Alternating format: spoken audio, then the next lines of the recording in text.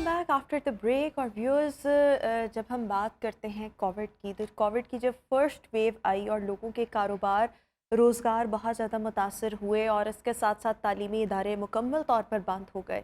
सो दुनिया एक नए अंदाज में एवॉल्व हुई और बहुत से काम ऑनलाइन शिफ्ट हो गए। अच्छा, जब ऑनलाइन काम शिफ्ट हुए तो उसके बाद से हम आज की तारीख तक भी देख रहे हैं कि चीज़ें जो हैं वो बिल्कुल बदल चुकी हैं। बहुत से काम जो ऑनलाइन पर शिफ्ट हुए थे वो आज भी ऑनलाइन पर हैं। लोगों को एक नए अंदाज में काम करने का मौका मिला। स्टूडेंट्स जो हैं वो ऑनलाइन स्टडी कर रहे हैं और इसके साथ साथ बहुत सी चीज़ें हमने डिफरेंट तरीके से देखी और बहुत से इंडिविजुअल्स, यंगस्टर्स हैं स्पेशली, वो स्किल्स हासिल करके वर्क फ्रॉम होम के ज़रिए बहुत अच्छा खासा जो था वो कमाना शुरू हो गए। सो ये एक अंदाज में शायद ये एक बेटरमेंट के लिए था कि पूरी दुनिया ने एक रेवोल्यूशन देखा नहीं था कि ऐसे भी काम हो सकते हैं। सो लोगों को एक नया तरीका मिला काम करने का। अब हुआ क्या कि उसके बाद से अब तक बहुत से ऐसे इंडिविजुअल्स, बल्कि I would say majority individuals ऐसे हैं जो बहुत ज़्यादा अच्छे स्किल्स लर्न करके उन स्किल्स की बेस पर बहुत ज़्यादा पैसा कमा रहे हैं और ऑनलाइन पैसा कमा रहे हैं। इसके बरक्स जो यूनिवर्सिटीज़ में पढ़ रहे हैं, बहुत सारे पैसे दे के पढ़ रहे हैं, या इसके साथ साथ जो मुख्तलिफ अच्छी वाली डिग्री के हामिल अफराद हैं उनको नौकरियां नहीं मिल रही, या नौकरियां मिल रही हैं तो उनकी एबिलिटी के मुताबिक नहीं, उनकी कैपेसिटी, उनकी कैपेबिलिटी के मुताबिक नहीं है। सो ये जो एक फ़र्क आया, ये आजकल नौजवानों के जहन में बहुत ज़्यादा ये सवाल आता है कि क्या डिग्री ज़्यादा इंपॉर्टेंट है या स्किल बेस्ड एजुकेशन या स्किल्स होना किसी भी चीज़ का ज़्यादा ज़रूरी है। क्योंकि हम अपने इर्द गिर्द, मैंने ऐसे बहुत से लोग देखे हैं जो शायद बहुत ज़्यादा कमा रहे हैं सिर्फ हुनर की बुनियाद पर, स्किल्स की बुनियाद पर। उनकी कोई फॉर्मल एजुकेशन उस तरह से नहीं, कोई वो बहुत हाई फाई इंस्टीट्यूट से नहीं पढ़े। सो इसी चीज़ को आज हम डिस्कस करेंगे कि डिग्री और स्किल के दरमियान ये जो बढ़ता हुआ फ़र्क है और इसकी वजह से जो इंडिविजुअल्स के जहन में ये सवाल आता है कि डिग्री इंपॉर्टेंट है या स्किल्स बहुत ज़्यादा इंपॉर्टेंट है, इसी को आज हम जानने की कोशिश करेंगे। आइडियल सिनेरियो बेसिकली क्या हो सकता है? जब हम आइडियल सिनेरियो की बात करते हैं तो मुझे लगता है कि डिग्री प्लस स्किल्स, ये दोनों का एक बहुत अच्छा कॉम्बो है जो आपकी ज़िंदगी में निखार पैदा कर सकता है। लेकिन बहरहाल ये हमारे एक्सपर्ट बताने के लिए यहाँ पर मौजूद हैं। लाइफ कोच हैं मोहम्मद अबरार वाहिद साहब, इस वक्त हमारे साथ शो में मौजूद है। अबरार साहब, thank you so much for joining us in our show. So COVID के बाद से हमने एक बहुत बड़ा रेवोल्यूशन देखा है। बहुत सी चीज़ें ऑनलाइन शिफ्ट हो गई हैं, लोगों को काम करने का एक नया अंदाज मिला जो कि अभी तक कायम और दायम है। लेकिन इस दौरान बच्चों के जहन में ये सवाल आने लग गया कि क्या हमें पढ़ाई करनी चाहिए या हमें हुनर सीखना चाहिए। तो इसका जवाब आप क्या देना पसंद करेंगे? अच्छा, ये एक बहुत इम्पॉर्टेंट आस्पेक्ट है, क्योंकि पाकिस्तान इस वक्त एक बहुत बड़ी labour force internationally world wide देखा जाए तो पाकिस्तान के अंदर जो वर्ल्ड यूथ बल्ज एक बहुत ज़्यादा है, हमारी जो यूथ पॉपुलेशन है वो बहुत ज़्यादा है। तो इस सिनेरियो में जब हम देखते हैं तो ये इस क्वेश्चन की इंपॉर्टेंस हमारे लिए और भी बहुत ज़्यादा हो जाती है। जैसे हमने कोविड की बात की तो फेडरल ब्यूरो ऑफ स्टैटिस्टिक्स ने जो उनके अपने स्टैटिस्टिक्स हैं कि वर्ल्ड ऑफ वर्क या जो वर्क फोर्स के अंदर हमारी पाकिस्तान के अंदर कितने लोग थे जो वर्किंग एज पॉपुलेशन है उसके परसेंटेज का, that was almost 55 million people जो कि वर्क फोर्स में इंगेज थे बिफोर द कोविड। और कोविड ख़त्म होने के बाद डिफरेंट जो इकोनॉमिक कंडीशन रही और चीज़ें ऑटोमेशन की तरफ गई, ऑनलाइन की तरफ गई, तो उसके रिज़ल्ट में आफ्टर द कोविड जो स्टेटिस्टिक्स बताते हैं कि जो वर्क पॉपुलेशन फोर्स जिसने ज्वाइन किया दैट वाज अबाउट 52.55 मिलियन, यानी कि ये ऑलमोस्ट 2.5 मिलियन जो वर्क फोर्स थी वो इस दौरान में कम हो गई। और इसके साथ एक और भी एस्पेक्ट के विद एवरी ईयर पाकिस्तान के अंदर जो वर्क फोर्स है जो almost 2.5 to 3 million work force जो वो ऐड हो रही है। तो ये भी एक एस्पेक्ट है उसका कि वो वर्क फोर्स जो 2.5 मिलियन और इस दौरान में जो न्यू वर्क फोर्स ने ज्वाइन किया वो कहाँ पर गई। तो वो कहाँ पर गई, इसके बारे में पाइड ने एक रिसर्च कंडक्ट की, वो बताते हैं हमारे इस बारे में कि जितनी वर्क फोर्स थी हमारी, उन्होंने एक रिसर्च कंडक्ट की जिसमें उन्होंने असेस किया कि जो एजुकेटेड यूथ है पाकिस्तान की, नॉट द इलिटेट या ऑल यूथ, ओवरऑल सब पॉपुलेशन की बात नहीं कर रहे, द एजुकेटेड यूथ और एजुकेटेड से मुराद ऑलमोस्ट जिनके पास बैचलर्स की डिग्रीज हैं, उनकी लास्ट ईयर का जो डाटा बताता है कि उनकी अनएम्प्लॉयमेंट रेट जो या 31% ऑफ द एजुकेटेड पीपल जिनमें प्रोफेशनल डिग्री होल्डर्स भी, इंजीनियरिंग के भी हैं, डिफरेंट डिग्रीज़ के हैं, वो अनएम्प्लॉयड थे।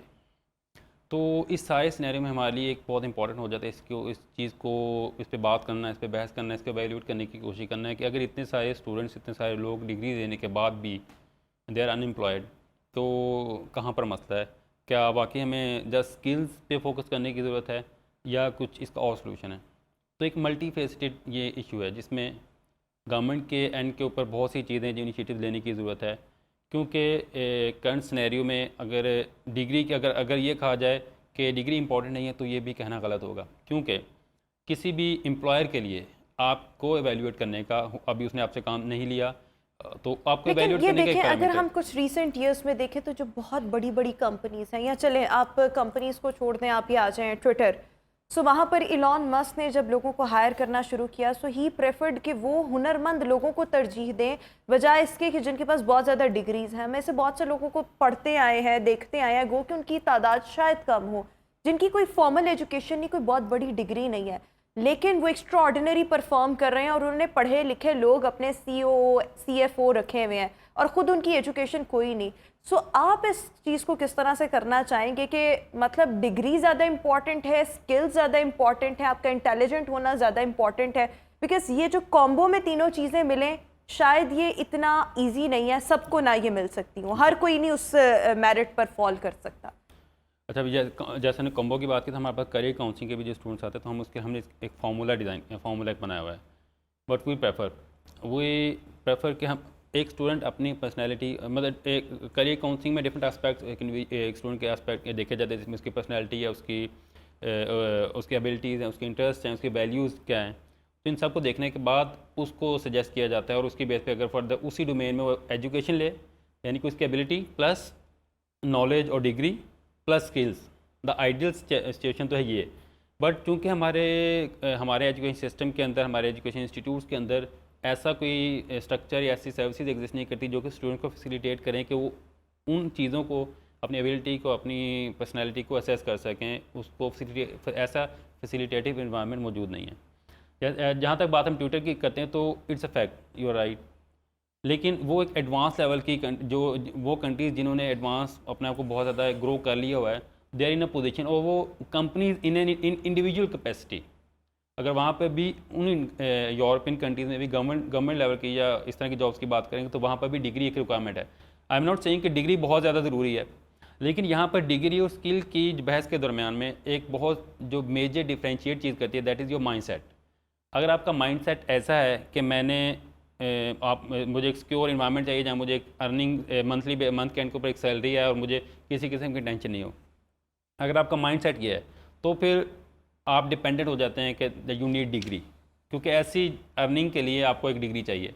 लेकिन अगर आपका माइंडसेट ये हो कि मैं कैसे भी इन्वायरमेंट हो, मैं अपना कोई इनिशिएटिव लूँगा जो मेरा पैशन है या जो जिसमें मैं समझता हूँ कि मैं ज़्यादा अच्छा परफॉर्म कर सकता हूँ, मैं उससे रिलेटेड स्किल्स गेन करूँगा और उसमें खुद से परफॉर्म करूँगा। तो इस माइंडसेट में क्या है कि वो जॉब टारगेट नहीं है। तो दिस इज़ अबाउट द देखिए, माइंडसेट। जब हम किसी भी सक्सेसफुल आदमी की बात करते हैं तो किसी भी इंसान की सक्सेस में कुछ चीज़ें जो बहुत ज़्यादा इंपॉर्टेंट होती हैं, नंबर 1 उसकी एजुकेशन, उस एजुकेशन के बाद, अच्छी एजुकेशन के बाद उसको नौकरी मिल जाना, फिर नौकरी के ज़रिए उसकी अर्निंग क्या है, वो कितना स्टेबल होता है, करियर कितना स्टेबल बना पाता है, ये चीज़ें बहुत ज़्यादा ज़रूरी हैं। अब आपको क्या लगता है कि जब हम करियर में कामयाबी की अगर हम बात करें तो आपको करियर वाइज कामयाब आपकी डिग्री बना रही है या आपके स्किल्स बना रहे हैं? It varies wildly. जैसे मैंने अभी बात की कि there are 31% youth in Pakistan जो कि जिन्होंने रिसेंटली ग्रेजुएट किया है या रिसेंटली अपनी स्टडीज़ कंप्लीट की हैं, हम उनकी बात कर रहे हैं। पाकिस्तान के करंट इकनॉमिक जो सिचुएशन है इसके अंदर हम देखें तो यू विल बी सरप्राइज्ड कि इस वक्त जो एक लेबर की गवर्नमेंट ने जो सैलरी 32,000 अनाउंस की है कि ये कम अज़ कम होगी। मैं चूँकि I been associated with the industry as well, तो आई नो कि इंडस्ट्री के अंदर ग्रेजुएट पास स्टूडेंट्स को 32,000 सैलरी इस वक्त राइट नाउ और इसके बरक्स अगर नहीं 32 भी आप छोड़ दें, अगर इसके बरक्स आपके पास कोई स्किल है तो आप डॉलर्स में अर्न करेंगे और 80-90 हज़ार एक आम बंदा भी उससे अर्न कर सकता है। सो फिर आप देखें कि अगर हमने अपनी इम्पोर्टेंस, अगर हम इससे नाप रहे हैं कि हमारे पास कितना पैसा है, कितना स्टेबल करियर है, तो वो 32,000 वो भी जो आपको मिल नहीं रहा वो आपका पेट नहीं भर सकता, लेकिन वो 80-90 हज़ार एक हुनर के ज़रिए वो तो आपको पेट भर रहे हैं ना। लेकिन इसके लिए बहुत इंपॉर्टेंट क्या है, द माइंडसेट। सो वो माइंडसेट कैसा होना चाहिए? यस, तो उस माइंडसेट के लिए कि आप इंडिपेंडेंट हो, आप इंडिपेंडेंट होकर अपने आप पे ट्रस्ट करके ये चीज़ें आप अपने आप पे ट्रस्ट करते हुए वो काम करें जो आपको लगता है कि मैं कर सकता हूँ। अनफॉर्चुनेटली हमारे एजुकेशन सिस्टम के अंदर एक तो हम पाकिस्तान के जो कि अंडर डेवलप कंट्री या डेवलपिंग कंट्री में आता है, मैं डेवलप्ड कंट्री की बात करूँगा आपको। यूरोपियन कंट्रीज़ में 2021 में आई थिंक एक रिसर्च कंडक्ट की जिसमें उन्होंने असेस किया कि स्टूडेंट्स का जो क्रिएटिविटी लेवल है उसका एजुकेशन लेवल के साथ कितना ताल्लुक है। तो दे कंक्लूडेड कि as the students pass continues education तो उसका क्रिएटिविटी लेवल नीचे की तरफ जा रहा है। और ये हम बात कर रहे हैं यूरोपियन कंट्रीज़ के एजुकेशन सिस्टम की या वहाँ के एजुकेशन इंस्टीट्यूट्स की, स्कूल्स की। तो यू कैन कंपेयर द कि पाकिस्तान जैसे कंट्रीज़ के अंदर जो स्कूल एजुकेशन है। अच्छा, जब हम कामयाब होने की बात करते हैं सो ऑब्वियसली जिसमें आपने कहा कि इसमें माइंडसेट बहुत ज़्यादा ज़रूरी है। So what do you think कामयाब होने के लिए आपका स्टार्ट से ही माइंडसेट कैसा होना चाहिए और आपकी तरजीह, प्रायोरिटीज़ होती है ना, आप दूसरी चीज़ को भी ऑब्वियसली तरजीह दें, वो स्किल्स हो सकते हैं, वो एजुकेशन हो सकती है, लेकिन टॉप प्रायोरिटी आपकी क्या होनी चाहिए? नंबर 1 प्रायोरिटी माइंडसेट कैसा और फिर प्रायोरिटी कैसी? The growth mindset. Growth mindset में आप रिस्क लेते हैं, आप अपने आप को एक्सप्लोर करने की कोशिश करते हैं। आज के दौर की हम बात करें तो एज़ कम्पेयर टू अगर आज की जनरेशन को आप कंपेयर करें 20 ईयर्स बैक और 10 ईयर्स बैक, तो उस वक्त की जनरेशन के लिए इतनी ज़्यादा डिस्ट्रैक्शंस नहीं थी। Today we have social media, आप मोबाइल पे बैठ कर कोई लेट्स सपोज आप कोई काम ही करने लगे हैं दैट इज़ प्रोडक्टिव, तो आपके पास फ़ौरन से एक फेसबुक का नोटिफिकेशन आएगा, एक इंस्टा का नोटिफिकेशन आएगा। तो ये कि मैं और फिर इस सारी डिस्ट्रैक्शंस को साथ लेकर उसको कैसे हमें टैकल करना है, तो उसके लिए आपको एक ऐसी चीज़ चाहिए, कोई ऐसी पावर चाहिए जो आपको कमिटमेंट प्रोवाइड करे, आपको कमिटेड रखे कि मैंने ये टास्क है, मैंने इसको लेकर आगे चलना है, मैं इस पर काम करना है। और वो क्या हो सकते हैं कि जो आप नेचुरली अच्छे तरीके से कर सकते हैं। तो और यहाँ पर एक बहुत ज़्यादा इंपॉर्टेंट रोल आ जाता है करियर काउंसलिंग का, जहाँ पर करियर काउंसलर क्या करते हैं, ये ऐसे प्रोफेशनल कि उन इंडिविजुअल्स को, कोई चाहे वो स्टूडेंट्स हैं और चाहे वो प्रोफेशनल्स हैं, उनको फैसिलिटेट करना कि वो अपने आप को एक्सप्लोर कर सकें, उनकी पर्सनैलिटी क्या है। आप अगर किसी भी ऐसी जगह पे जोर अपना लगाते रहेंगे, अपनी एनर्जीज, वो have finite amount of energy. हमारी पूरी लाइफ हमने जो स्पेंड करनी है उसमें हमारा करियर उसी एनर्जी को यूटिलाइज करते हैं। हमें अपने करियर शेप करना है, अपनी पर्सनल लाइफ को हमने सेटल करना है, मैरिटल लाइफ और जितने भी हमारे लाइफ के टास्क हैं। तो हमने ये डिसाइड करना है सबसे पहले कि हमारी वो जो फिनिट अमाउंट ऑफ एनर्जी है मैंने वो कहाँ पर लगानी है, क्या मैंने सोशल मीडिया को प्रायोरिटीज। और यहाँ पे जब आपने करियर काउंसलिंग की बात की है, सो हमारे यहाँ पर होता क्या है कि बच्चों में ये कॉन्सेप्ट बाहर के ममालिक में तो बहुत ज़्यादा है, जो डेवलप्ड कंट्रीज़ हैं। पाकिस्तान की अगर हम बात करें तो यहाँ पर आपके पेरेंट्स ने आपके दिमाग में जो चीज़ डाली है, आपने आगे जाके वही करियर लेना है या जिसमें आपको एडमिशन मिल गया। सो यहाँ पर हमारे यहाँ पर अनफॉर्चुनेटली जो बच्चों के शौक़ हैं, जिस चीज़ का वो पैशन रखते हैं, उसके बारे में कोई गाइडेंस नहीं होती और इसीलिए बहुत से इंडिविजुअल्स जो हैं वो डी ट्रैक एक्चुअली में होते रहते हैं। सो इसमें करियर काउंसलिंग का एक बहुत इंपॉर्टेंट रोल है। प्लस ये जो बातें हम अभी कर रहे हैं कि ग्रोथ वाला माइंडसेट होना, ये चीज़ें भी मेरे ख्याल में आपको स्कूल लेवल से सिखाई जानी चाहिए। ये सिलेबस का हिस्सा ना भी हो, आपके ऑफ एंड ऑन कोई ना कोई सेमिनार्स, कोई ना कोई सेशंस वगैरह हों, ताकि आपको पता लगे और फिर अल्टीमेटली आप ऐसे लोगों की कंपनी में बैठें जहाँ पर ऑब्वियसली जो खुद भी कामयाब हों। अब यहाँ पर लेक्चर्स वो बंदे बैठकर आपको ग्रोथ और सक्सेस पर दे रहे होंगे जो सिर्फ अपनी रोजी रोटी इससे कमा रहे हैं, उनकी अपनी पर्सनल लाइफ में कोई सक्सेस स्टोरी है ही नहीं। सो ये भी चीज़ बहुत ज़्यादा ज़रूरी है। बट वंस अगेन मैं ये चाहूँगी कि आप जितने भी इस वक्त इंडिविजुअल्स हमें यंगस्टर्स स्पेशली देख रहे हैं, उनको बताएं कि ज़्यादा तरजीह आप अपनी क्या एजुकेशन को दें, डिग्री को दें और उसके बाद स्किल्स की तरफ आएँ, या आप स्किल्स के मुताबिक एजुकेशन हासिल करें, या आप अपनी एजुकेशन, अगर आपने लेट्स सपोज मेरी एजुकेशन न्यूट्रिशन है, so with the passage of time मैं उसको करंट ट्रेंड्स के साथ फॉलो करने की कोशिश करूं कि मैं डिजिटाइज चीज़ों को किस तरह से कर सकती हूं या मल्टीपल चीज़ें। सो मैं ये चाहूँगी कि प्रायोरिटी वाइज आप बताएं। प्रायोरिटी सब इस प्रायोरिटी को अंडरस्टैंड करने के लिए हमें जो करंट लेबर मार्केट की इस वक्त सिचुएशन है उसको हमें देखना होगा। इस वक्त आज से अगर यही क्वेश्चन आप आज से 15 साल मेरे से पहले अगर कोई पूछता तो मेरे लिए कोई एक्यूरेटली या नियर टू एक्यूरेट प्रेडिक्ट करना शायद पॉसिबल था। लेकिन लास्ट 10-15 ईयर्स में automation, artificial intelligence internet of things, इन सब चीज़ों की वजह से एडवांसमेंट जो है उसकी स्पीड जो है, पहले भी चीज़ें अपडेट हो रही थी, चीज़ें नए वर्जन आ रहे थे, मॉडिफिकेशन हो रही थी, but the speed of change जितनी ज़्यादा पिछले 10-15 साल में हुई है, दैट वो बहुत ज़्यादा इसको डिफ़िकल्ट बना देता है कि आप किसी भी चीज़ को प्रिडिक्ट करें। आपको मैं एक एग्जांपल दूंगा, एक स्टूडेंट अगर जिसके हम करियर काउंसलिंग कर रहे हैं और वो इंटरमीडिएट अभी कर चुका है, तो उसके लिए ये उसको कोई भी सजेस्ट करना, कोई भी डिग्री प्रोग्राम जो आज से 4 साल के बाद जो वो कंप्लीट करेगा कि वहाँ, तो it is very difficult now days के उस आज से 4 साल के बाद उस डोमेन के अंदर कितनी एडवांसमेंट हो चुकी होगी, उस डिग्री की कितनी रेलेवेंस उस वक्त होगी, उस डोमेन के अंदर कितनी जॉब अपॉर्चुनिटीज़ उस वक्त होंगी। तो मैं बहुत ज़्यादा तो इस सारे में फिर ग्रो कौन बंदा करेगा, क्योंकि ये सारी डिबेट अगर हम आज के सिनेरियो पे हम रखेंगे तो शायद वो इतनी इफेक्टिव नहीं हो। ये हम अगले 10 साल, अगले 5 साल 10 साल के सिनेरियो को ज़हन में रखते हुए, तो उसमें फिर कंटिन्यू एक अभी हमारी एजुकेशन सेक्टर में एक बहुत जो इम्पोर्टेंट टर्म जो यूज़ की जा रही है world wide, that is life long learning. चाहे आपने डिग्री की है कोई, चाहे आपने कोई स्किल हासिल की है, अगर आप उसको कंटिन्यूसली अपने आप को अपडेट नहीं कर रहे, आप अपने आप को रीस्किल नहीं कर रहे, अपने आप को अप स्किल नहीं कर रहे। रीस्किल मीन्स हो सकता है जो स्किल अभी आपके पास है जिससे आप अर्न कर रहे हैं, for example you are logo designer, आप जिस सॉफ्टवेयर के ऊपर आप आज काम कर रहे हैं, आज से 1 माह बाद या 2 माह बाद या 1 साल के बाद हो सकता है वो सॉफ्टवेयर ऑब्सोलीट हो जाए और कोई नया सॉफ्टवेयर आ जाए, तो यू हैव टू उसको रिस्क, आपको उसको वहाँ पर छोड़ना होगा और नए सिरे से सीखना होगा कि अभी कौन सा सॉफ्टवेयर रिक्वायर्ड है जो अपडेटेड वर्जन है। तो either you are pursuing formal education और you are going to gain any of the skills, you have to be very clear that you have to continuously reskill and upskill और yourself. खुद को upgrade करते रहना वक्त के तकाज़ों के साथ, ये भी बहुत ज़्यादा ज़रूरी है। It's not ये ऑप्शन नहीं है, आपको करना होगा, otherwise you will be obsolete from the market. बिल्कुल ठीक हो गया। अच्छा, आपके ख्याल में जो लोग सिर्फ और सिर्फ अपनी डिग्रियों पर इन्हसार करते हैं, हम सब ने जब एजुकेशन हासिल की है, सो हमारे क्लास में, हम सब की क्लास में 3-4 बच्चे होते हैं जो बहुत पढ़ाई करते हैं और उनके मार्क्स भी बहुत अच्छे आते हैं, लेकिन उसके बाद जब हम उनको प्रोफेशनल लाइफ में देखते हैं तो ख़वातीन मोस्टली शादी करके घर बैठ जाती हैं, मर्द जो हैं वो कहीं ना कहीं नौकरी कर रहे होते हैं, उनके जो मार्क्स हैं वो उनको आगे नहीं लेकर जाते। तो ऐसे लोगों के लिए जो सिर्फ अपनी डिग्री पर और एजुकेशन पर इन्हिसार कर रहे होते हैं और अच्छे मार्क्स पर, सो उनको आप क्या मैसेज देना चाहेंगे इस हवाले से कि मतलब फिर ऐसे लोगों की ग्रोथ हम देखते हैं रुक जाती है?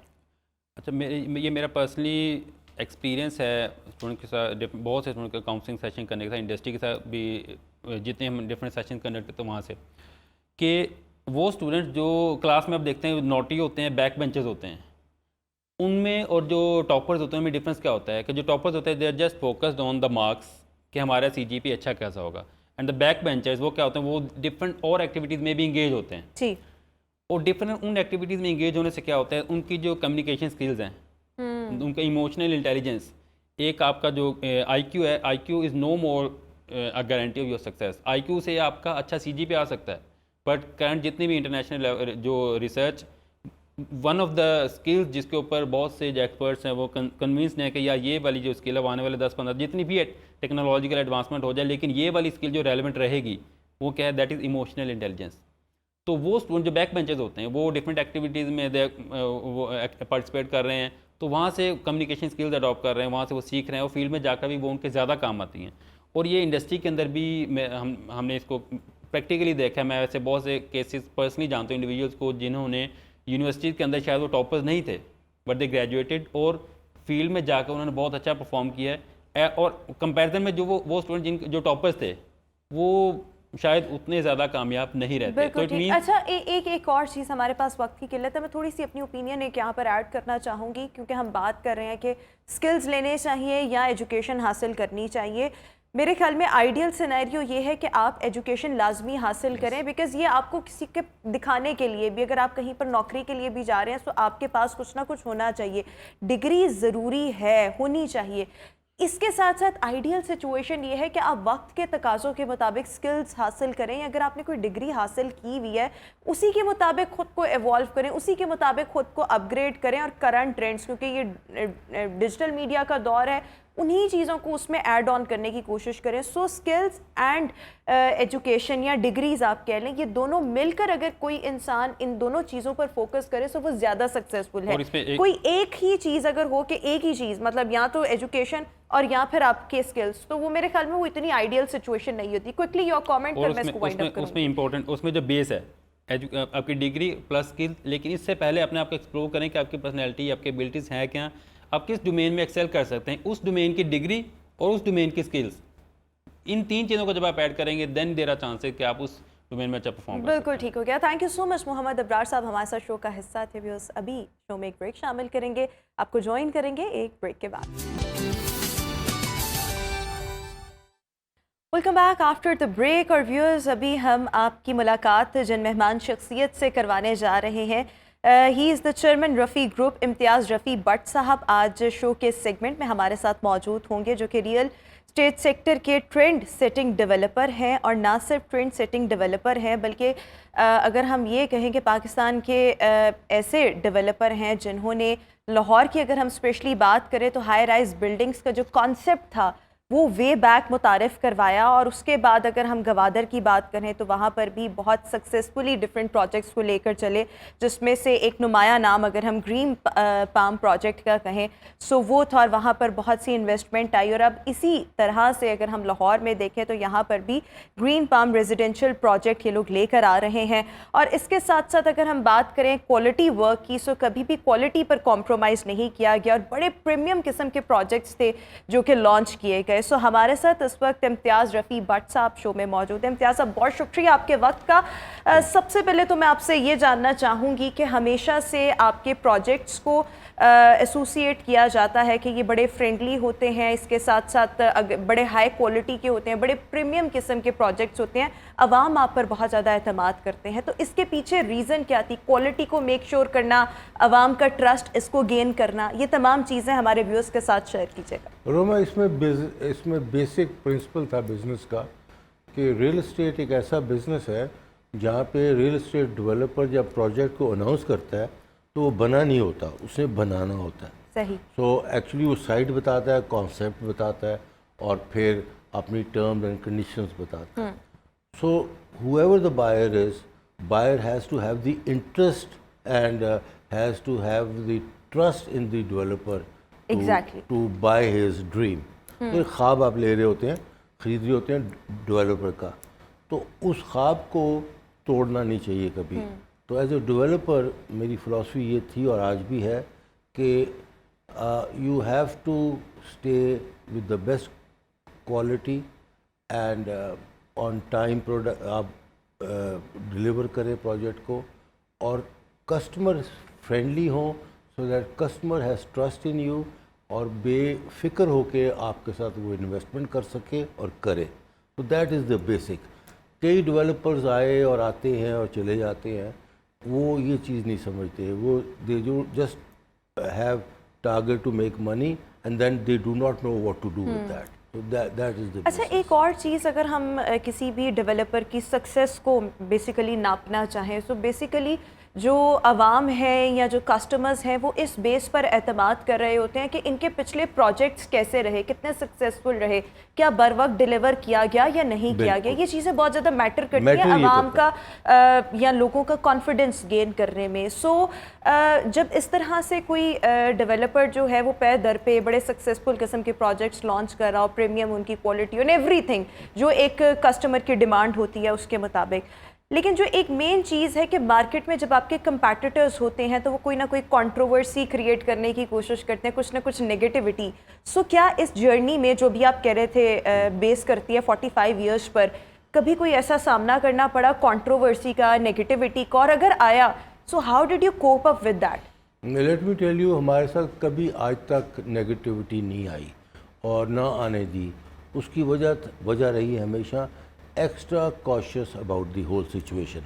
जब आप एक्स्ट्रा कॉशियस हो और कोई रूम ना छोड़ें कि कोई नेगेटिविटी आए या कोई आप पे उंगली उठा सकें, तो फिर उठाई नहीं जाती। तो we are one of them जिन्होंने रूम कभी नहीं छोड़ा कि नेगेटिविटी आए। Because as I will repeat, as I said, I believe कि आप एज अ डेवलपर जब बेचते हैं प्रोजेक्ट तैयार नहीं होता। सो आपने कागज़ों पे दिखाया होता है, एक कॉन्सेप्ट बताया होता है और लोग उसको एक्सपेक्ट करते हैं। तो once you deliver that then there is no negativity, rather they are happy that they got what they thought they will get. बिल्कुल ठीक। अच्छा, इसके साथ साथ एक और इम्पॉर्टेंट चीज़ मैं आपसे ये भी पूछना चाहूँगी कि राइट नाउ कौन कौन से प्रोजेक्ट्स जिन पर आप काम कर रहे हैं, लेकिन मैं हिस्ट्री में भी जाऊंगी, माजी में क्या क्या हो चुका है, लेकिन अभी किन किन प्रोजेक्ट्स पर इस आप काम वक्त कर रहे एक हैं? तो कुछ 6 साल हो गए हैं, हम एक मेगा प्रोजेक्ट कर रहे हैं ग्वादर में by the name of green palm Gwadar. तो ग्वादर एक नया शहर है, एक नया डीप सी पोर्ट है जो चाइना का सी पैक का प्रोजेक्ट है, उसका फ्लैगशिप है। तो इट्स अ ह्यूज प्रोजेक्ट और हमारा सबसे बड़ा प्रोजेक्ट है। 6 साल हो गए हैं शुरू किए हुए, अभी भी बन रहा है उसको।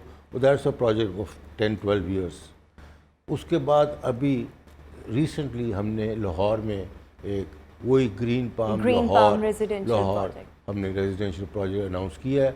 ये फिरोजपुर रोड पे LDS सिटी के साथ है, रिंग रोड से उसकी एंट्रेंसेस हैं and it's a very beautiful project for Lahore. So हम समझते हैं कि लाहौर की बहुत एक्सपेंशन है, तो इट इज़ क्योंकि अब आया प्रोजेक्ट, अभी शुरू हुआ है, तो इसमें जो ग्रीन इसकी कंप्लीशन में कितना अरसा लग इसको जाएगा? कोई पहला फेज़ होगा कुछ 5 साल का। लेकिन देखें, एक आम शहरी होने की हैसियत से, मतलब जो आजकल के वक्त में घर बनाना इज़ वेरी वेरी डिफ़िकल्ट। सो जिसका स्पेशली अगर लाहौर में घर हो तो वो एक बहुत बड़ी बात होती है, लोगों के लिए ये चीज़ बहुत प्रॉब्लमेटिक है। सो आपने आवाम के इस चीज़ को, इस कंसर्न को मद्देनज़र रखा है कि जो आप इस प्रोजेक्ट में जो ऑब्वियसली प्लॉट्स होंगे या घर होंगे, सारा कुछ है। वो उनमें आवाम को ज़्यादा से ज़्यादा फैसिलिटेट किया जाए। कुछ ऐसी चीज़ है that you working on it? देखिए, अवाम को सबसे ज़्यादा फैसिलिटेट किया जाता है बिकॉज पाकिस्तान की economy is not too good, people don't have much money. तो उसमें अकोमोडेट करने का पहला फार्मूला आ जाता है कि उनको लॉन्ग टर्म इंस्टॉलमेंट्स दें, so that they can afford to buy the plot. और मतलब कहने का लाखों की इंस्टॉलमेंट ना हो, बल्कि हज़ारों में इंस्टॉलमेंट हो। और फिर अगर कोई आपका क्लाइंट कहीं स्टक हो जाता है विद पेमेंट्स, तो उनको रिलीफ दें, उनको don't be harsh with them, and this is one of our policies, अच्छा, never to be harsh with our customer. बिल्कुल ठीक है। अच्छा, ये तो अभी आपने बताया ना कि जो करंटली आप जिन प्रोजेक्ट्स पर काम कर रहे हैं, लेकिन जो माजी के कुछ प्रोजेक्ट्स जो आवाम में अभी बहुत ज़्यादा मकबूल भी हैं, लोगों को उससे फ़ायदा भी हुआ है, ऑब्वियसली जिससे जॉब अपॉर्चुनिटीज़ भी क्रिएट हुई, फिर अल्टीमेटली जिन लोगों ने उसमें इन्वेस्ट किया उनको भी बहुत फ़ायदा हुआ। सो वो नुमाया प्रोजेक्ट्स कौन कौन से हैं? 3 प्रोजेक्ट्स थे हॉल रोड पे। अब हॉल रोड माल रोड के साथ है, जो इलेक्ट्रॉनिक बिजनेस का हब है। एग्जैक्टली, जी हब जी, है। बिल्कुल बिल्कुल। तो पूरे पंजाब का होलसेल जो है वो हॉल रोड से होता है। तो मेरे 3 प्रोजेक्ट वहाँ पे आए, that is about 40 years back. और उन्होंने बहुत बड़ा ट्रेंड सेट किया था हाई राइज बिल्डिंग्स का और कमर्शियल बिल्डिंग्स का, जो नॉट ओनली ग्राउंड फ्लोर पे दुकानें थी या कमर्शियल एक्टिविटी थी, इवन 5-6 फ्लोर ऊपर तक कमर्शियल एक्टिविटी। तो that was the first one. 3 project hall road पे आए and lot of people benefit from that. उन्होंने बिजनेस किया, वहाँ पे पैसा कमाया, एप्रिसिएशंस हुई। तो दोज आर द फैमिलीज जिन्होंने they made lot of money. अच्छा, जब हम प्रीमियम क्वालिटी की बात करते हैं या प्रीमियम प्रोजेक्ट्स की बात करते हैं, तो उसमें क्वालिटी, मयार बहुत ज़्यादा मैटर करता है। आप मयार को मेंटेन रखने के लिए, इसके लिए आपकी क्या स्ट्रैटेजी होती है या आपके ग्रुप की स्ट्रैटेजी होती है? देखिए, पहले तो आज से कोई 20-30 साल पहले तो डेवलपर मेंटेन नहीं करता था प्रोजेक्ट, वो जो बायर्स थे उनको हैंड ओवर कर देता था। तो उसके साथ जो मेंटेनेंस ऑफ द प्रोजेक्ट अच्छा नहीं होता था। बट अब ये हो गया है कि अब डेवलपर खुद मेंटेन कर रहा होता है, even after finishing the project and handing over the project to the clients. और अब कई प्रोजेक्ट्स हैं बड़े अच्छे लोगों के भी, जो बड़े अच्छे मेंटेन हो रहे हैं, और उसमें डेवलपर का हाथ होता है जो मेंटेन करता है और उसको अपग्रेडेड रखता है। बिल्कुल ठीक हो गया। अच्छा, इसके साथ साथ जिस तरह से आपने कहा कि ग्रीन पाम प्रोजेक्ट आपका गवादर में है, सो बेसिकली ये क्या कमर्शियल एस्पेक्ट से है, इसमें भी रेजिडेंशियल सेक्टर इन्वॉल्व होगा, क्या है, या ये कॉम्बो ऑफ टू है? और ये इसके साथ साथ एक और चीज़ मैं ऐड करना चाहूँगी कि गवादर जो है वो आने वाले वक्त में बहुत एक्सपैंड करेगा, ग्रो करेगा, इंडस्ट्रीज़ वहाँ पर होंगी, जॉब अपॉर्चुनिटीज़ एंड एवरीथिंग। सो आप रियल स्टेट में अगर कोई इन्वेस्ट करना चाहे और गवादर में इन्वेस्ट करना चाहे तो आप उसका पोटेंशियल आफ्टर 10 और 15 ईयर्स क्या देख रहे हैं? अब देखें कि जो हमारा ग्रीन पाम है ग्वादर का, it is a huge project. इस वक्त जो फर्स्ट फेज़ है उसका कोई 11,000-12,000 कनाल पे है जो बन रहा है। तो it is like DHA Lahore के, हर चीज़ है उसके अंदर, पब्लिक बिल्डिंग्स भी हैं, हॉस्पिटल्स भी हैं, हर चीज़ है उसके। तो और बट उसके अलावा जो हमारे प्रोजेक्ट के अलावा जो ग्वादर में बन रहा है वो चाइना बना रहा है, वो तो बहुत बड़ी चीज़ें बना रहा है, और डीप सी पोर्ट बना रहा है, रिजॉर्ट्स बना रहा है, सारा कुछ बना रहा है। सो 10 साल हो गए ग्वादर को CPEC को स्टार्ट हुए Exactly. और 10 साल में काफ़ी डेवलपमेंट्स हो गई हैं फ्रॉम लेकिन ये चाइनीज जब साइड। आपका ग्रीन पाम प्रोजेक्ट है, इसमें क्या क्या आवाम के लिए होगा, कमर्शियल एस्पेक्ट से होगा, इन्वेस्टर्स के लिए होगा? मैं इतना कुछ है, क्या डिफाइन करूं। आप ये सोचें जो DHA है लाहौर का, उसमें सारा कुछ ही है ना, बिल्कुल इसमें सारा कुछ होगा, इसमें सारा कुछ सारी होगा। बिल्डिंग्स होंगी, रिजॉर्ट्स होंगे, होटल्स होंगे, everything, but houses, I have seen a apartments. Few people lately, मेरे इर्द गिर्द लोग थे जिन्होंने गवादर में जाके इन्वेस्ट किया, बट लेटर ऑन वो बहुत ज़्यादा डिप्रेस हुए कि शायद हमारी इन्वेस्टमेंट डूब गई है। सो ऐसे तमाम लोग जो इन्वेस्ट तो करना चाहते हैं गवादर में, लेकिन ऑब्वियसली अभी वो इतना रिवॉर्डिंग है नहीं, रिवॉर्डिंग होगा आफ्टर 10 और 15 ईयर्स और मे बी 20 ईयर्स, तो इसमें उसकी ग्रोथ होगी। सो आप ऐसे तमाम लोगों को कैसे मोटिवेट करना चाहेंगे? बिकॉज आपकी आंख से देखें तो उसमें पोटेंशियल तो बहुत ज़्यादा है, लेकिन इसमें सब्र का तो सबसे पहला स्टेप ही यही है कि सब्र है। लेकिन आप ऐसे लोगों को किस तरह से मोटिवेट करना चाहेंगे इन्वेस्टमेंट पॉइंट ऑफ व्यू से गवादर में? एक तो आपकी बात पे मैं चलता हूँ कि आपने कहा ना 10-15 ईयर्स लगेंगे, तो लोग लॉन्ग टर्म इन्वेस्टमेंट प्लान है तो वो 10 साल तो गुजर गए हैं। हाँ। जब से CPEC शुरू हुआ है तो 10 साल जो डिफ़िकल्ट थे वो गुजर गए। और डिफ़िकल्ट ये थे एक्चुअली, लोगों ने जब इन्वेस्टमेंट्स की थी ग्वादर में, कई और प्रोजेक्ट्स में भी, हमारे प्रोजेक्ट्स में जिन्होंने की वो तो चल रहे हैं हमारे साथ, उन्होंने की थी, तो उनकी कईयों की सोच ये थी कि आज इन्वेस्टमेंट करेंगे, साल बाद हम इसको प्रॉफिट टेकिंग करके तो बाहर निकल आएंगे। तो ये उनकी सोच थी। कईयों ने किया भी, कई हो भी गया, कईयों का हो भी गया, पर ज़्यादा का नहीं हुआ because of one basic reason कि ग्वादर का वो पेस ऑफ डेवलपमेंट नहीं थी जो होनी चाहिए थी। एक दूसरी बात है, हमारे इंटरनल पॉलिटिकल हालात ऐसे और पाकिस्तान की अपनी इकॉनमी ऐसे हुई पिछले 5-7 साल से कि वो स्टेबलाइज नहीं था, तो इसके लिए उसका इफेक्ट ऑब्वियसली हर इन्वेस्टमेंट पे आती है। बिल्कुल ठीक। तो ग्वादर की एक चीज़ याद रखें कि जो लाहौर में आप अगर कोई भी रेजिडेंशियल प्लॉट लेते हैं उससे कोई 5 गुना ज़्यादा सस्ता है ग्वादर में राइट नाउ, आने वाले वक्त में शायद ना वो रहे। आने वाले वक्त में बहुत ज़्यादा ऊपर ज़्यादा जाएगा, तो वो सस्ता है। अच्छा, जब सस्ता है तो पेमेंट प्लान भी ओवर 7-8 ईयर्स हैं। तो ग्वादर को ये ना देखें कि अभी आपने लिया तो हफ्ते बाद बेच दिया और प्रॉफिट ले लिया। ग्वादर में अगर आपने लेना है तो you should at least take a range of 3-4 years. आज लेती हूँ, 3-4 साल के बाद बेचूंगी, तब प्रॉफिट इसका ज़्यादा होगा और वो उसकी अप्रिसिएशन होगी। तो अब वो स्टेज आया है ग्वादर का, आ गई है जहाँ पे ग्वादर में रियल एक्टिविटी होने वाली है। अच्छा, पहले डेवलपमेंट्स होती हैं, इंफ्रास्ट्रक्चर्स बनते हैं, फिर बिल्डिंगें बनती हैं, रियल एक्टिविटी नहीं हो रही होती। रियल एक्टिविटी तब होती जब कुछ वहाँ पे हो रहा हो। अब जिस तरह ग्वादर के अंदर कोई फर्टिलाइज़र प्लांट है चाइना का, वो ऑन हो गया, शुरू हो गया, फिर कोई ऑयल रिफाइनरीज लगने लगी हैं, तो इस तरह उनका फ्री जोन है, वहाँ पे फैक्ट्री उनकी इंडस्ट्रीज़ आ रही हैं। तो ये आते आते सारा कुछ करते करते एक 2-4 छोटी साल सी में। चीज़ जो लोगों का concern, because I have been to Gwadar recently. You have? Yes, I have been there. कौन लेकर गया आपका या किस? I myself visited there and I stayed at Gavadir Club. उसकी बात करें। What took you there?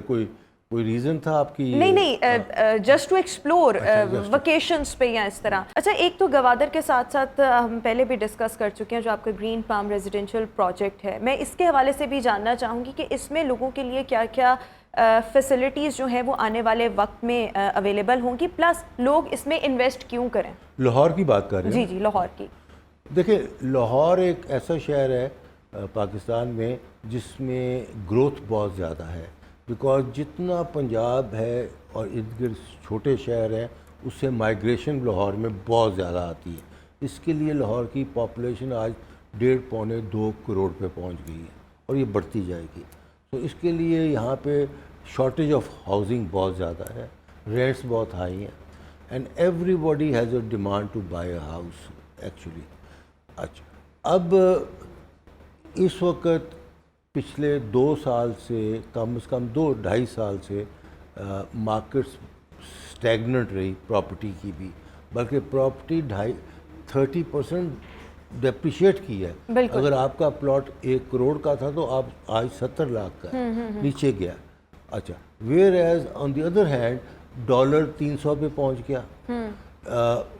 Food में जो फूड में इंक्रीज़ है 40% है। गाड़ियाँ जो हैं जो 60-70 लाख की थी वो 80-90 लाख की हो गई। सो inflation and dollar price and other things have all gone up 40 to 50%, whereas property has gone down 30% in the last 2-3 years. So ये एक टाइम है जहाँ पे प्रॉपर्टी ने अब बढ़ना है। सही। प्रॉपर्टी के 3 टाइम होते हैं, एक डिप्रेस टाइम होता है, दूसरा रेगुलर टाइम होता है, और थर्ड जब वो बहुत हीट अप होती है और उसकी एप्रिसिएशंस बहुत होती हैं। जब वो हीट अप होती है और हर बंदा प्रॉपर्टी ख़रीद रहा होता है तो उस वक्त वो बड़ी डेंजरस एरिया में चले जाती है प्रॉपर्टी, बिकॉज वो ओवर वैल्यू हो जाती है। आपने 1 करोड़ की चीज़ ली, मैंने आपको 1 करोड़ 20 दे दिया, दूसरे दिन वो एक 20 पे होगी, फिर एक 40 पे होगी, वो ऐसे प्राइस पे चले जाती है तो अनअफोर्डेबल हो जाती है। लेकिन मेरे ख्याल में नाउ इज द बाइंग फिर टाइम, स्टक हो जाता है। So that's the worst time to buy, where everybody उस वक्त खरीद रहा होता है भेड़ चाल में। अच्छा, फिर स्टैगनेट होती है, आराम से चल रही होती है। अब है डेप्रिशिएट हुई है property, so this is the best time to buy property. जिस तरह हालात बेहतर हुए मुल्क के, जिस तरह इलेक्शन हुआ, जिस तरह कोई स्टेबिलिटी somehow आने लग गई, ज़रा सी पॉलिटिकल स्टेबिलिटी आई तो इकोनॉमी स्टेबलाइज हुई। तो जो जितना ये डिप्रेस हुई है 30%, इसे राइट वे वो इंक्रीज़ करना है और उसके बाद फिर ऊपर जाना शुरू कर देना। अच्छा, तो this is the time to buy, time to buy. और इसके साथ साथ देखिए, मैं अपना सवाल थोड़ा सा दोबारा रिपीट करना चाहूँगी कि ये जो ग्रीन पाम रेजिडेंशियल प्रोजेक्ट्स है, इसको ये नाम क्यों दिया गया है, और दूसरा ये कि लोग इसमें इन्वेस्ट क्यों करें आखिर, मतलब लोगों को दिखाने के लिए भी तो कुछ होना चाहिए ना कि लोग उससे इंस्पायर हों। ठीक है, ये एक प्रीमियम प्रोजेक्ट है, क्वालिटी पर कॉम्प्रोमाइज़ नहीं, पिछला ट्रैक रिकॉर्ड भी रफ़ी ग्रुप का बहुत अच्छा है, लेकिन इस प्रोजेक्ट के अंदर what will people get out of it? देखिए, प्रोजेक्ट में उस प्रोजेक्ट में लोग इन्वेस्ट करते हैं जिसकी लोकेशन अच्छी हो, जिसकी सबसे पहले क्रेडिबिलिटी ऑफ द ग्रुप हो कि उसका जो इन्वेस्टमेंट है उस ग्रुप के पास सेफ पड़ी हुई है।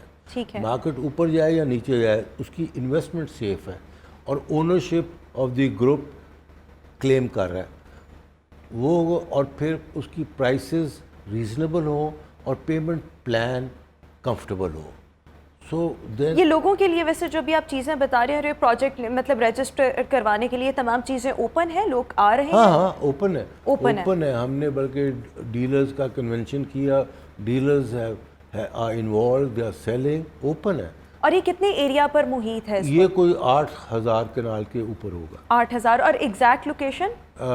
Next to LDA city, about 5 minutes from ring road and Ferozepur road. And residential plus commercial? हाँ, प्लस कमर्शियल। बिल्कुल ठीक। और सबसे कम मतलब अगर होता है ना बास सोसाइटीज़ में 3 मरले का प्लॉट, 5 मरले का, तो सबसे मिनिमम प्लॉट का वो एरिया कितना है? 5 मरले। 5 मरले। और उसकी बुकिंग कितने से स्टार्ट हो रही है? रेट्स चेंज होते रहते हैं, I don't remember right now, और रेट्स चेंज होते हैं, लेकिन वो इंस्टॉलमेंट प्लान जो है वो फ्रेंडली हैं बेसिकली। बिल्कुल ठीक हो गया। अच्छा, एक जिस तरह से आपने कहा कि अभी थोड़ी सी मार्केट डिप्रेस है, और ये पिछले हम 2 सालों से देख रहे हैं, जब से हम पॉलिटिकल इंस्टेबिलिटी देख रहे हैं, इकोनॉमिक इंस्टेबिलिटी देख रहे हैं, तो लोग डर रहे हैं। बल्कि बहुत से लोग ऐसे हैं कि उनके पास अगर कोई एसेट है तो उनकी कोशिश है कि ये निकल जाए। बहुत कम लोग होते हैं जो थोड़ा सा पेशेंस शो करते हैं। सो मैं ये पूछना आपसे चाहूँगी कि अभी जिस तरह से IMF का एक स्टैंड बाय मुआहिदा हुआ, अगर नवंबर में इलेक्शंस भी हो जाते हैं, so how do you see the future of real estate? चीज़ें बेहतर होंगी तो कब और कैसे होंगी? देखिए, वेरी बेसिक क्वेश्चन जो लोगों के दिमाग में इस वक्त देखिए, आता है। पाकिस्तान में एक चीज़ बड़ी इम्पोर्टेंट है, यहाँ पे कोई और बिज़नेस आप करें तो उसमें रेड अलर्ट्स बहुत होते हैं, पॉलिसीज़ क्या हो गई, मैन्युफैक्चरिंग कह लें या कोई इंपोर्ट कह लें या एक्सपोर्ट कह लें, बड़े मतलब अनप्रिडिक्टेबल होते हैं। रियल एस्टेट की एक चीज़ अच्छी होती है कि ये it works for you, means अगर नहीं भी बिका तो प्राइस बढ़ती रहती है। कभी मैंने ये नहीं देखा कि लॉन्ग टर्म पे प्राइस नीचे गिर गई। अगर गिरी है तो थोड़ी देर के लिए गिरी है, फिर उसने कवर अप कर लिया, बिकॉज इन्फ्लेशन भी हुई, हर चीज़ हुई। तो रियल एस्टेट में पाकिस्तान में कम अज़ कम बहुत ज़्यादा है कि हर शख्स प्रॉपर्टी में ही इन्वेस्टमेंट करना चाहता है। दूसरी इन्वेस्टमेंट होती है स्टॉक मार्केट में, वो बड़े लिमिटेड लोग होते हैं जिनको उस चीज़ की समझ आए।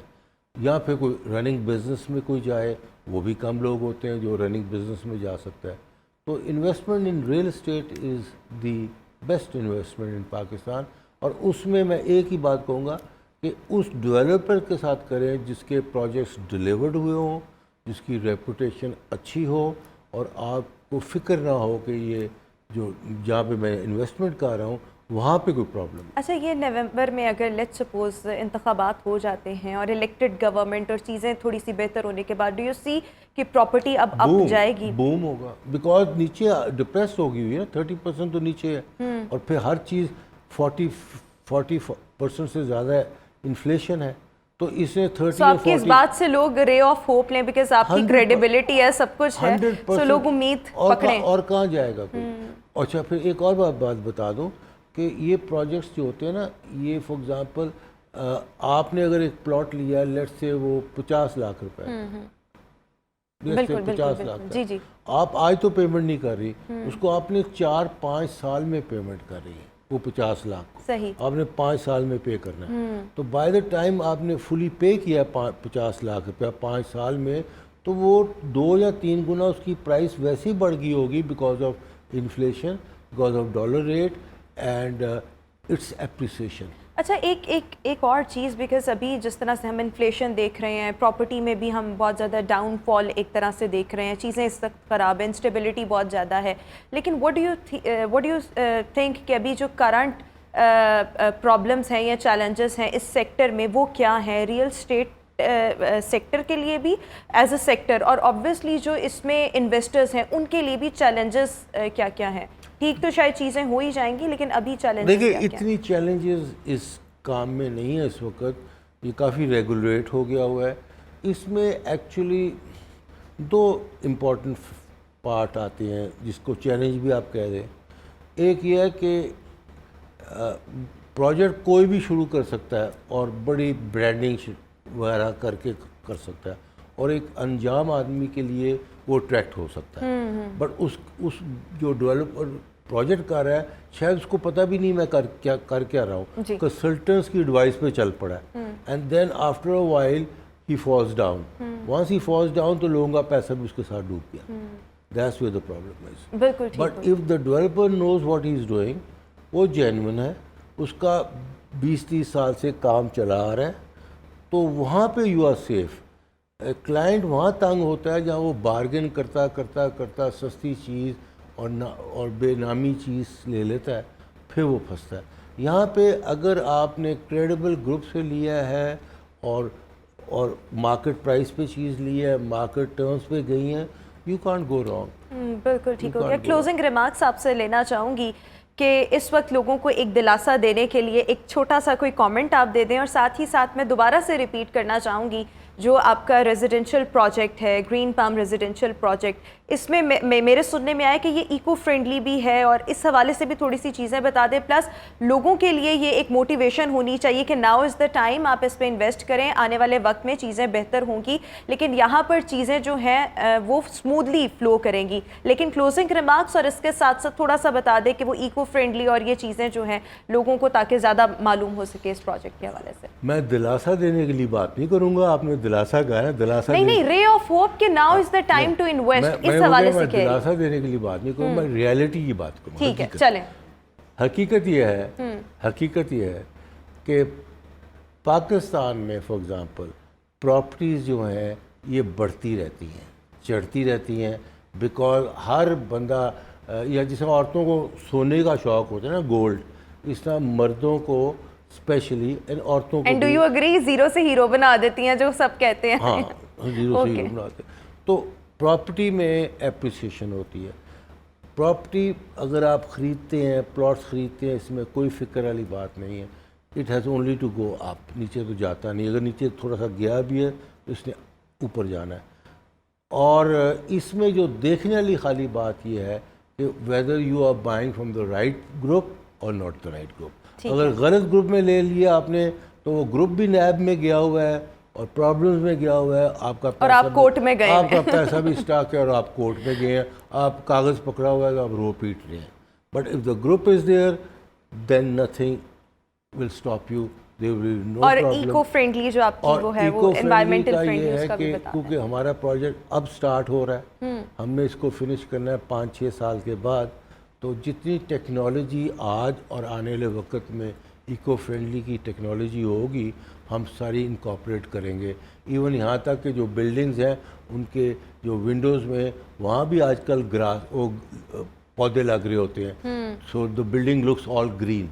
तो ये चीज़ें हम कर रहे हैं। बिल्कुल ठीक हो गया। Thank you so much chairman Rafi group Imtiaz Rafi Bhatt साहब हमारे साथ शो का हिस्सा थे। व्यूअर्स, जिस तरह से इम्तियाज़ साहब ने भी कहा, इनका 45 साल का तजर्बा है और बड़ा सक्सेसफुल इनका एक्सपीरियंस है। और अगर ये कह रहे हैं तो आप सबको थोड़ा सा इंसान पे थोड़ा सा प्रॉब्लम्स आ जाते हैं, लेकिन पेशेंस शो करना चाहिए। Now is the time to invest और फिर उसका रिवॉर्ड आपको थोड़े अरसे बाद मिलेगा। प्लस जो इस वक्त रफ़ी ग्रुप का ये प्रोजेक्ट है, green palm residential project, specially अगर हम लाहौर की बात करें, सो अल्टीमेटली आपको इसका फ्रूट मिलेगा। लेकिन अगर आप इन्वेस्ट करना चाहते हैं so this could be one of the option. Thank you so much. So viewers, इसी के साथ ही हमारा आज का शो अपने इख्तिताम को पहुंचा। इंशाल्लाह आपसे मुलाकात होगी अपने नेक्स्ट प्रोग्राम में। मुझे दीजिए इजाज़त। अल्लाह हाफ़िज़।